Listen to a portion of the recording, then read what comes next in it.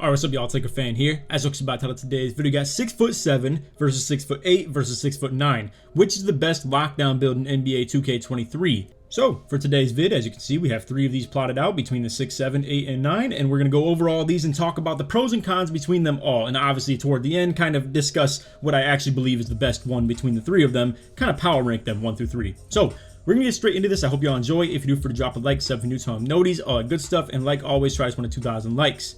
So, to start us off, we'll go from shortest to tallest, and as you can see, for the 6'7", it's going to be a little bit tougher for the badge tiering when it comes to the 7 and 8, right, for the heights. I mean, obviously we have the finishing and defense. That is the main things that you're going to be having on a build like this, with obviously the fact that takeoff, poster, and slithery are tier 3s for a 6'7" and 6'8". So, when it comes to these 2 builds, you're not going to be able to get the poster and slithery, you're just only going to be able to run takeoff. Pretty simple, just like that. Now, the point of that is, obviously, there are core badge patterns that there are really convenient ones for the Season 6 as well. For instance, there are ones that don't have playmaking at all. You can get like 2 shooting, 1 finishing, and 1 defense. You could get 2 finishing, 1 shooting, and 2 defense. There's also obviously a double defense core that goes 0 shooting.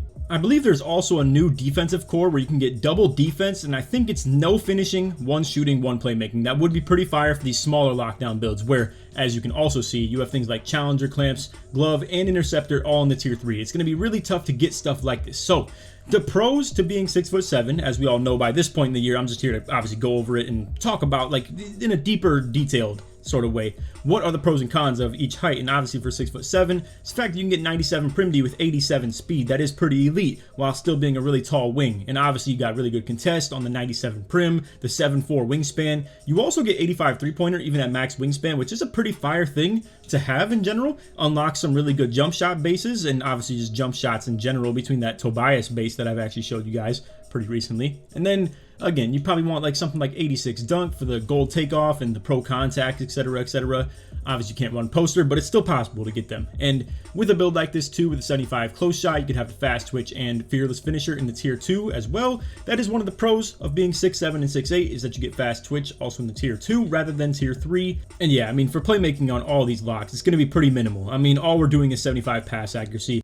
These are Pro-Am locks that I'm talking about, or even Rec Center if you wanted to. The whole purpose of this build, though, is to play the most menacing defense possible and just spot up in the corner. You don't need anything more than just the pass accuracy. You're never going to handle the ball. Maybe on press breaks if teams double press and you have to pass the inbounder, I suppose, but even temporary little hold the ball situations where you have 40 ball handle isn't the worst thing in the world. But anyway, the interior defense, 83 on this build. You still get silver anchor as well, which is it's a pretty big thing for the 6'7s. I mean, if you were only able to get bronze anchor on a 6'7", I'm not saying that's a deal breaker, but it is a pretty nice, generous thing that you're even able to get the 87 for the silver anchor on a build like this. Now, obviously, let's just speak it how it is, right? While you are 6'7", and it does allow you to get rebound chaser in tier 2, as you can see, same with anchor, tier 2, that's a pretty big thing. I mean, they're pretty cheap at that point if you compare it to the 6'8" and 6'9". Obviously, rebound chaser is becoming more expensive at that point, and it's a little bit tougher to run. And obviously with this, it's going to be something that's not as expensive, but is it as worth with you being so much smaller? Obviously, 6'7" and not really going for like a 94 sort of defensive rebound rating, or even like a 99, like we might potentially on a 6'9". It makes it a little bit tougher to justify. But obviously, like I said, it's a decent thing to spend some points on between tier 1 and tier 2. It's just then you have the other conversation of, man, then you got tier 3 points you got to spend so heavily. So it's almost like all you would want to do is spend 10 points between tier 1 and tier 2, just so you have as many points left over for things like Challenger, Interceptor, Glove, and Clamps. Because with 99 Steel and 97 Prim, you want to run all 4 of these tier 3s. Which, again, the double defense core patterns really helped unlock the full potential of these 6'7s. Early in the year, people were struggling with builds like this to really get all the defensive badges you need. They would have to run things like no interceptor if you were an on-ball lock. And then again, no chase down, maybe like no rebound chaser. Just run anchor and maybe things like pick dodger, and that's pretty much it. You couldn't really afford workhorse, you couldn't afford anything like that because you had to save as many points left over for the tier 3 as possible. But again, to talk about the pros of this build nowadays, again, core badge pattern, really nice. 87 speed, killer. It's really, really good, and obviously you can recover a whole lot more. You can press. You can full court press on these types of builds way more manageably than, let's say, the 6'8" and obviously the 6'9" as well. But overall, again, you got things like the finishing that's maybe not quite as doable as far as getting like really good meter dunks out the corner or just being able to run poster and slithery just in general. And it's a little bit tougher to mash on builds like this. 6'1" point guard is definitely more comfortable guarding a 6'7" than a 6'1" point guard is guarding a 6'9". You see that example play out the most when it comes to 5-out teams because, like, let's say me and Joe's team, we both have a 6'9" in one of our corners and then our center that's spotting up in the other corner. So it's harder for other teams' point guards because they have to guard 6'9s at all times. Whereas for meta teams, when we play against meta teams, it makes it so the point guards, like on our team, only have to play against a 6'7" pure lock that has really bad finishing tiers. It's like a lot harder to mash on a build like that as well, and it's just easier for point guards to guard them essentially.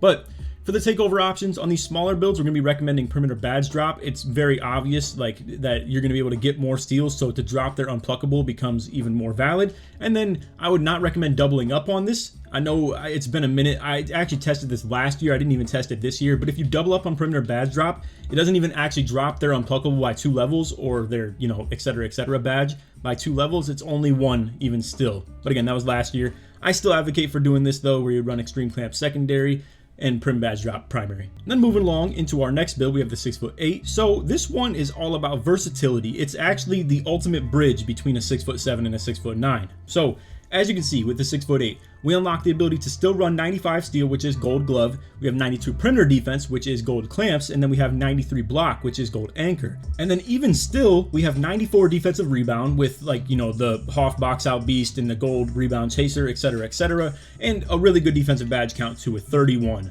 So let's talk about the build real quick. 17 finishing even still, 17 shooting still. We didn't even talk about the shooting badge count on the other build, but you want to have around 17 for all these builds because obviously it lets you run catch and shoot in that tier 3 spot, because obviously you have to spend 10 points between tier 1 tier 2. You're probably going to core catch and shoot, and then you could run blinders essentially after that. Or if you go with a no shooting core, you at least wanted enough to be able to run catch and shoot, and then obviously like your things between green machine, claymore, etc., and all the other small intricate things as well.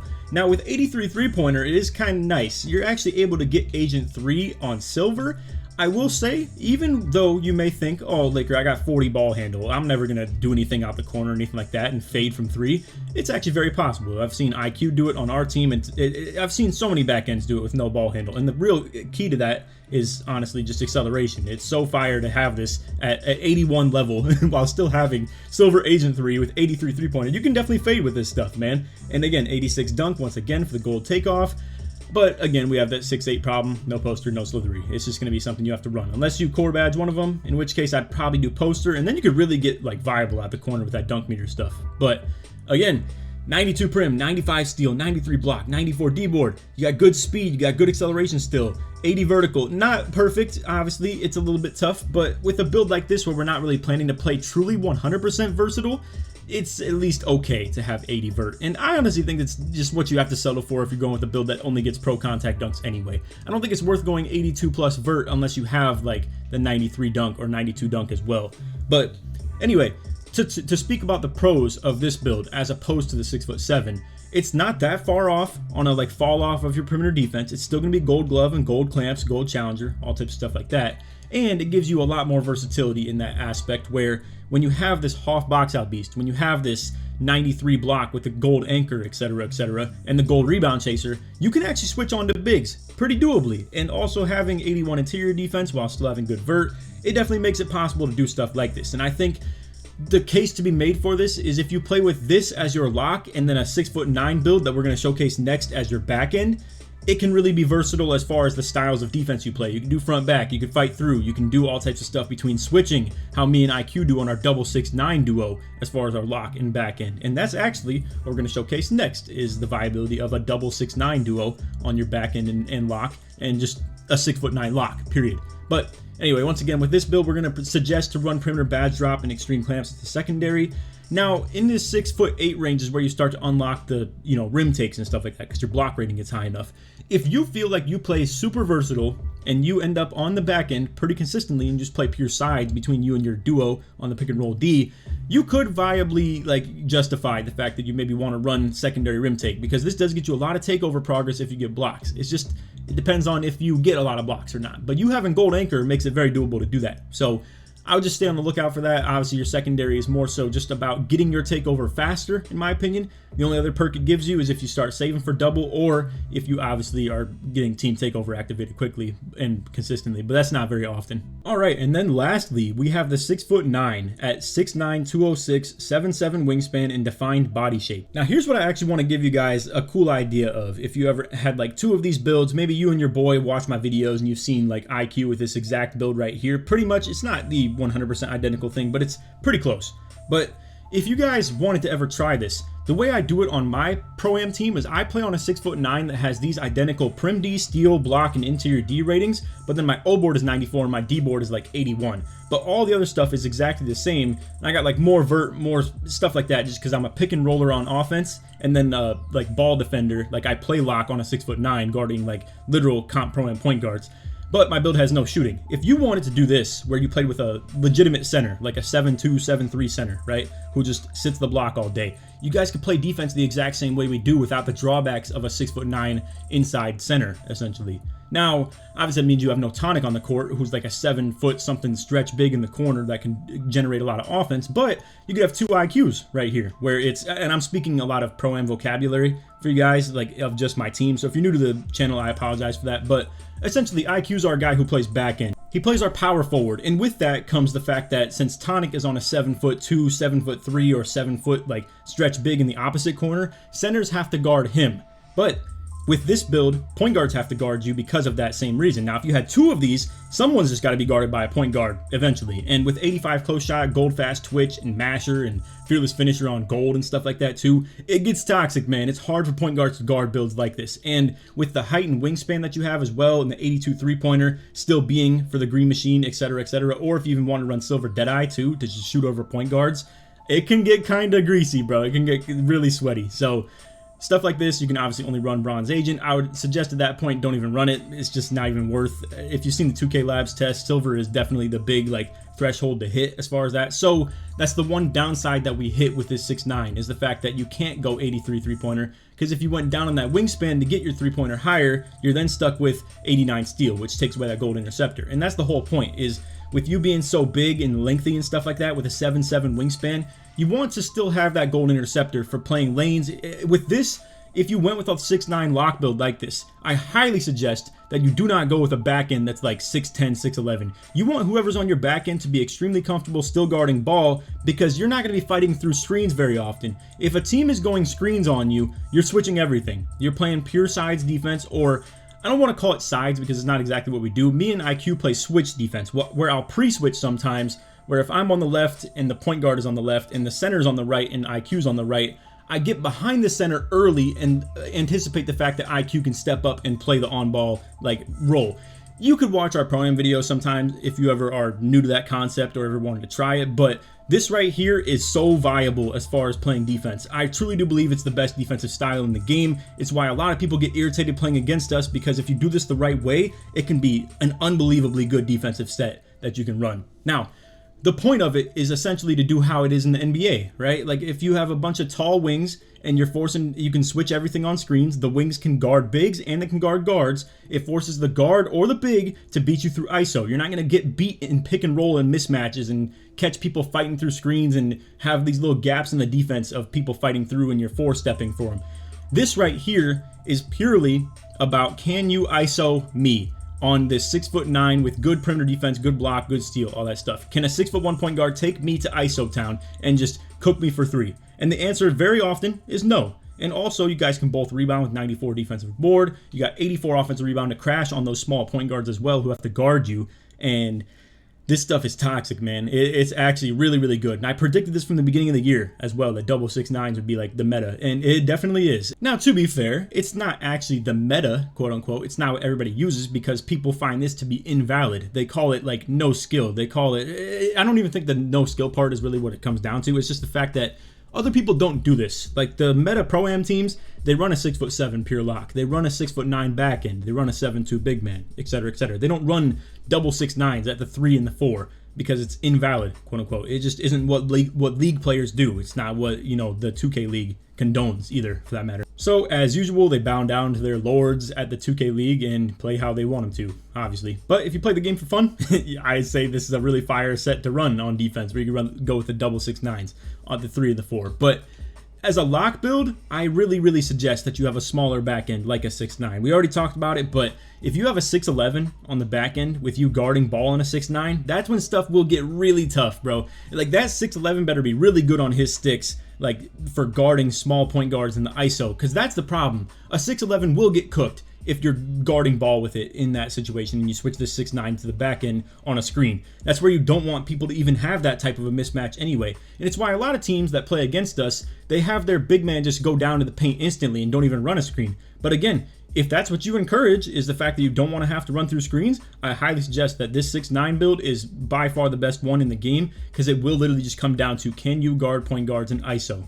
Now, real quick, I know we just kind of talked a long time about the strategy of what you would do with the build, but let's actually just talk about the build for a second. So, Box Out Beast still in Tier 1, obviously, for Hall of Fame. That's a big point that you want to spend as well. Silver Glove, Tier 1. It's definitely worth running, in my opinion. On 90 steel, I wouldn't really suggest taking it off because of how cheap it is, and that's kind of the positive, is the fact that Glove goes down from a Tier 3 to a Tier 1. Simple, right? And then you obviously have things like Challenger that drop into the Tier 2. You have Clamps, Interceptor that are both in the Tier 2. So anything, if you compare this between a 6'7 and a 6'9 lock, a 6'7" lock gets Glove in Tier 3, Challenger Tier 3, Clamps, Interceptor, all Tier 3.